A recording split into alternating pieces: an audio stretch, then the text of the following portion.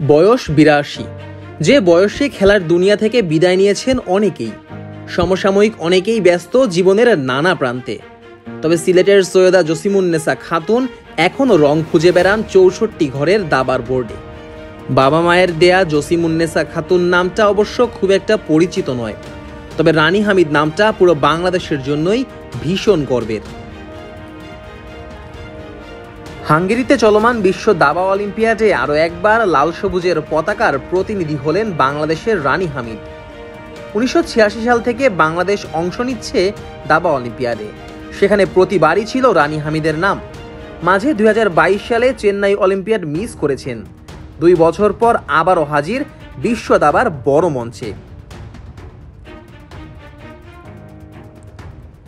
মহিলা দাবায় একসময় রানী হামিদের শ্রেষ্ঠত্ব ছিল। বয়সের ভারে এখন পারফরমেন্স পড়তির দিকে, এটা মেনেই নিয়েছেন তিনি। জাতীয় দাবার পরেই বলেছিলেন, প্রতিপক্ষের ভালো খেলার চেয়ে আমি নিজেই বেশি ভুল করি। পারফরমেন্স আর বয়স দুটোই খুব বেশি সঙ্গ না দিলেও হাঙ্গেরির বিমানটা ঠিকই ধরতে পেরেছেন মহিলা দাবায় বাংলাদেশের এই কিংবদন্তি। যদিও এবারের যাত্রায় ভাগ্যকেও পাশে পেয়েছিলেন তিনি।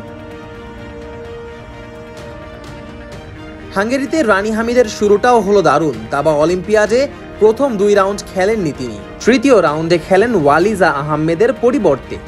আর তারপরেই ৮২ বছর বয়সী রানী হামিদ বিশ্ব অলিম্পিয়াডে জয় পেয়েছেন। বার্বাডোসের দাবাড়ু স্প্রিঙ্গার লেশিকে পরাজিত করেন বাংলাদেশের এই কিংবদন্তি। এই বয়সে বিশ্ব দাবার সর্বোচ্চ আসরে জয় পাওয়াটাকেও বড় করেই দেখছেন অনেকে। দাবা অলিম্পিয়াডে দ্বিতীয় রাউন্ডে হারের পর রানী হামিদের হাত ধরেই তৃতীয় রাউন্ডে বাংলাদেশ জয়ের ধারায় ফিরেছে। ওপেন বিভাগে সাইপ্রাস ও মহিলা বিভাগে বার্বাডোসকে হারিয়েছে বাংলাদেশ।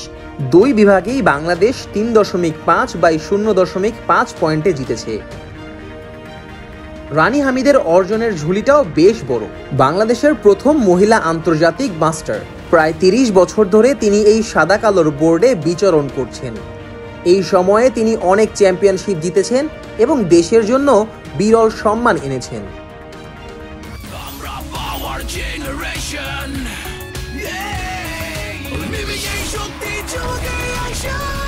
Power, চুমুকে action. ১৯৮৬ সালের দুবাই দাবা অলিম্পিয়াডে বাংলাদেশকে ব্রোঞ্জ পদক জিততে সহায়তা করেছিলেন। মোট ২০ বার জাতীয় চ্যাম্পিয়ন হয়েছেন। ২০১৮ সালে জোনাল চ্যাম্পিয়ন হন এবং রাশিয়ায় অনুষ্ঠিত ২০১৮ দাবা বিশ্বকাপে জার্নালিস্ট চয়েস অ্যাওয়ার্ড পান। দিল্লিতে কমনওয়েলথ দাবা ২০১৭ সালে পেয়েছেন স্বর্ণপদক। ১৯৮১ সালে এশিয়ান মহিলা দাবা চ্যাম্পিয়নশিপ জিতেছিলেন। মহিলা বিশ্ব দাবা চ্যাম্পিয়নশিপ জিতেছেন ১৯৮৯ সালে। রানী হামিদের সাথেই এবার হাঙ্গেরি যাত্রায় সঙ্গী হয়েছেন সদ্য প্রয়াত দাবা গ্র্যান্ড মাস্টার জিয়ার সন্তান তাহসিন তাজওয়ার জিয়া। বাবার মৃত্যুর ১ সপ্তাহ পরেই জাতীয় দাবায় প্লে অফ দিয়ে দাবা অলিম্পিয়াডে নিজের জায়গা নিশ্চিত করেন তাহসিন তাজওয়ার। তৃতীয় রাউন্ডে আরেক গ্র্যান্ড মাস্টার নিয়াজ মোরশেদ বিশ্রামে থাকায় বোর্ডে এসেছিলেন তাহসিন তাজওয়ার।